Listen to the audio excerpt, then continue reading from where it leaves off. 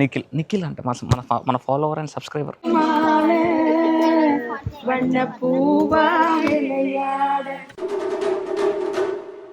So నిన్నటి వ్లాగ్లో మనం 3 టెంపుల్స్ని కవర్ చేసాము. Right now we are going to Jwala Narasimhaswamy temple మచాస్. దానికి వెళ్ళాలంటే మామూలుగా కాదు, నల్లమల్ల అడవిలో చెరువుల్లోంచి, ఎండిపోయిన చెరువుల్లోంచి ట్రెక్కింగ్ చేసుకుంటూ ఫ్యామిలీతో పాటు వెళ్తున్నాను.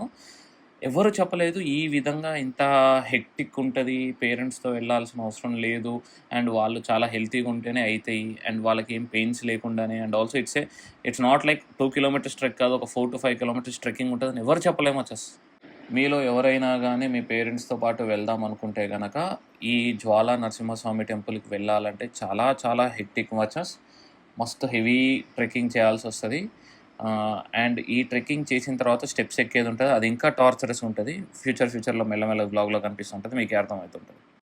ప్రహ్లాదునికి స్తంభంలో ఉన్నాడా ఆ స్తంభాన్ని ఉన్నాడా అంటాడు, అంటేనే ఆ స్తంభంలో చేరుకొని ఆ స్తంభాన్ని నుంచి యుద్ధం చేసుకుంటూ వస్తాడు.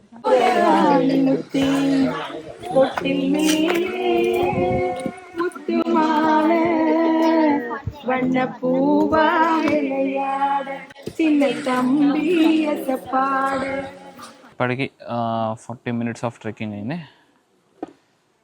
చెరువులు, రివర్ బెడ్స్ నుంచి ట్రెక్కింగ్ చేస్తున్నాము. I will show you the view. ఎక్కడ రెస్ట్ తీసుకుంటున్నాము.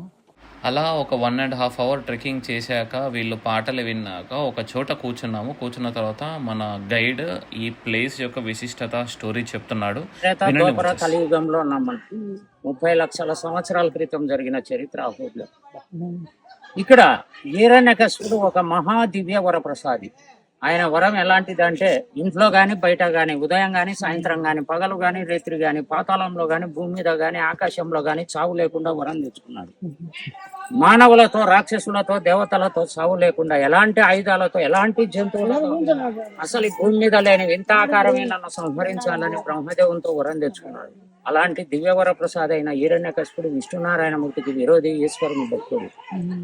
ఆయన వర ప్రభావంతో 3 లోకాలు జయించాడు. 3 లోకాలు జయించి వైకుంఠం మీదకి ఎన్నోసార్లు దాడి చేశాడు విష్ణునారాయణమూర్తితో యుద్ధం చేయాలని. విష్ణునారాయణమూర్తి కాన్రాపురాయన పోతున్నాడు, పక్కకైనా పోతున్నాడు, ఆయనతో యుద్ధం చేయలేదు.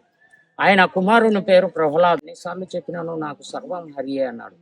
నా ఇంట్లోనే నాకు విరోధి పుట్టాడు అని అతన్ని చంపడానికి ఎన్నో ప్రయత్నాలు చేశాడు, సముద్రంలో వేయడం, లోయలు వెళ్ళడం. అలా చేసిన ప్రతిసారి తన భక్తుల్ని హరి కాపాడుతూ వచ్చాడు. ఒకనాటి దినమున ఇతన్ని ఎన్నిసార్లు చంపాలని చూసినాను, హరి కాపాడుతూ వస్తున్నాడు, ఇతని గుండెనే అతన్ని రప్పించాలని చెప్పి ప్రహ్లాదుని ఈ సభా మండపంలో అనేక స్తంభాల మధ్యలో నిలబడి ప్రహ్లాదుని పిలిపించి, నీ హరి ఎక్కడున్నాడు అన్నాడు. హరి లేని తాగే లేదు, ఇందందున సందేహం లేకుండా ఉన్నాడు అన్నాడు. ఈ రాతి స్తంభంలో ఉన్నాడా అన్నాడు. ఉన్నాడన్నాడు.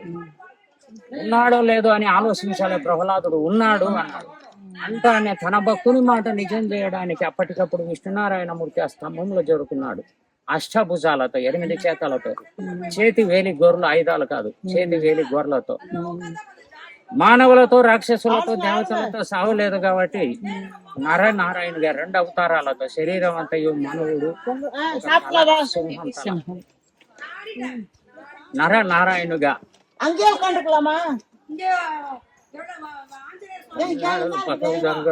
అంతే, అర్థమైంది అంతే. వాళ్ళ ఎవరం వాళ్ళదే. దారిలో ఒకవేళ సైడు బొంగమ్మ ఇవన్నీ 10 సార్లు మొత్తుకుపోరు.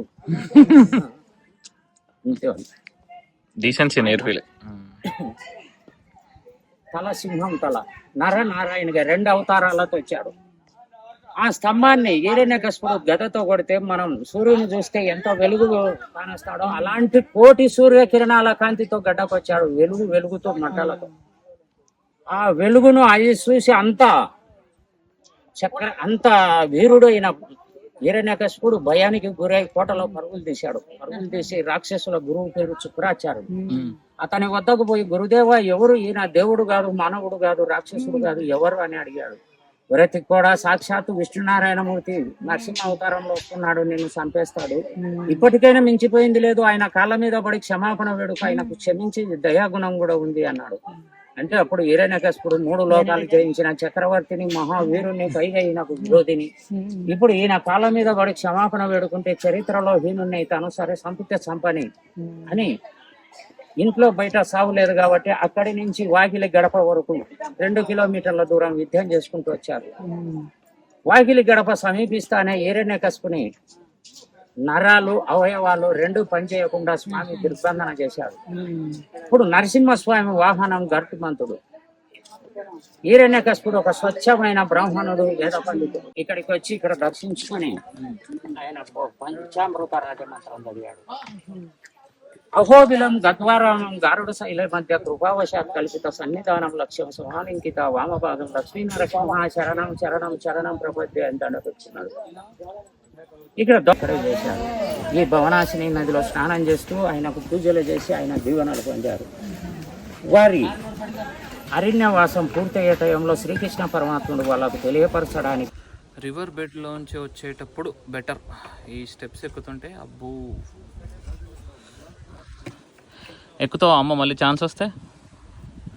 After a grueling 1.5 hour 2 hours trekking, ఈజీగా అందరూ యూట్యూబ్లో కానీ వీళ్ళందరూ కానీ 2 kilometers అంటారు, కానీ just estimate it as 4 kilometers kind of thing. And finally అక్కడ దట్ ఈస్ ద టెంపుల్.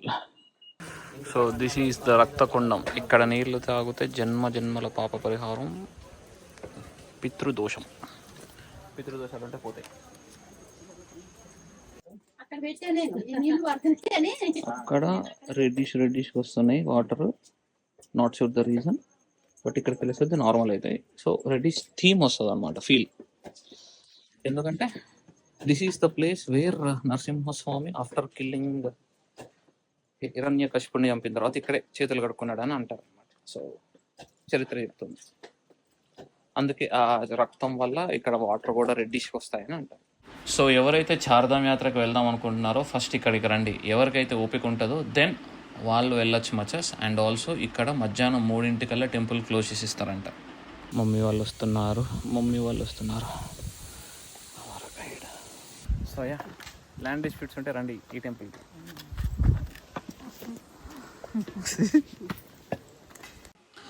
మొత్తానికి ఆఫ్టర్ లాట్ ఆఫ్ ట్రెక్కింగ్ ఒక 3 గంటలు ట్రెక్కింగ్ చేసిన తర్వాత ఫైనలీ వీఆర్ హియర్. 2 అవుతుంది టైం ఆల్మోస్ట్.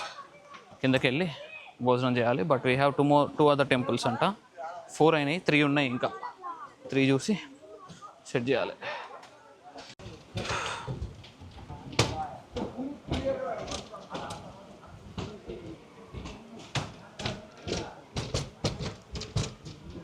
ఓకే, మొత్తం మామూలు ట్రెక్కింగ్ కాదు భయ్య. బేసికల్లీ మౌంటైన్స్ ట్రెక్కింగ్ ఎక్కుంటాం, మౌంటైన్స్ ట్రెక్ చేసి ఉంటాం, హార్ష్ ల్యాండ్స్కేప్స్ ట్రెక్ చేసి ఉంటాం.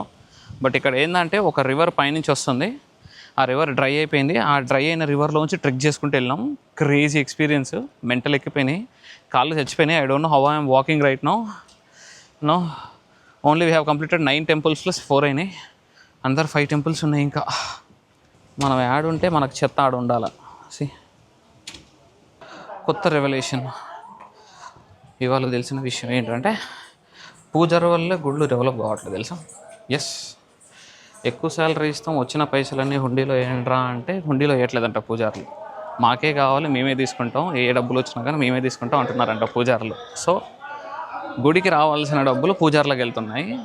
Yeah, so right now let's say ఒక పూజారి శాలరీ 9,000 అయితే పూజారులు 9,000 తీసుకొని ఓకే వాళ్ళ ప్లేట్లో ఏమొచ్చినా కానీ అవన్నీ వాళ్ళే తీసుకుంటున్నారు.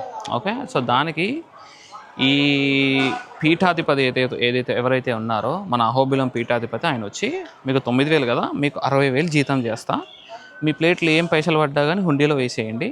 Okay, so that we can use it for temple development. అంటే ఏంది వేసేది, ఏం అవసరం లేదు, మీకు 60,000 చేయాల్సిన అవసరం లేదు, మా ప్లేట్లో వచ్చినాయి మాకే కావాలి అని చెప్పేసి పూజారులు అనమాట. సో వాళ్ళు they settled for 9,000 salary, but ప్లేట్లు ఏమొచ్చినా కానీ అవన్నీ మాకే కావాలని చెప్పి కూర్చున్నారు అనమాట. So that's how. సో ఒక టెంపుల్ డెవలప్ కావట్లేదంటే మన గవర్నమెంట్ అనే బదులు you need to ask these minor things as well. భోజనం చేస్తున్నాం, భోజనం తినేసి then set. So we are at our 5th temple for today. 5th Narasimha, క్రాంజా నరసింహ. ఇక్కడ నవనరసింహ క్షేత్రంలో వరుస నెంబర్లో 5వ నరసింహస్వామి, కారంజ నరసింహస్వామి. త్రేతాయుగంలో హనుమంతుడు ఆంజనేయ స్వామి, భద్రాచలం నుంచి శ్రీరామ్. అదే మనశ్శాంతి ఇక్కడ దర్శనం చేసుకుంటే మనశ్శాంతి కలుగుతుంది అంట. చంద్రగ్రహణ ఎఫెక్ట్. కారాంజ నరసింహస్వామి అంట. డన్ అయిపోయింది, తొందరగానే అయిపోయింది అనమాట. 5 టెంపుల్స్ డన్. ఇంకా 6, 7 ఉన్నాయి. మిగతావి 2 ఈరోజు అవ్వవు అనమాట. అవి you need to go in a jeep to cover them. So light ఆ 2 బ్రోని కలిసిన ఇవాళ.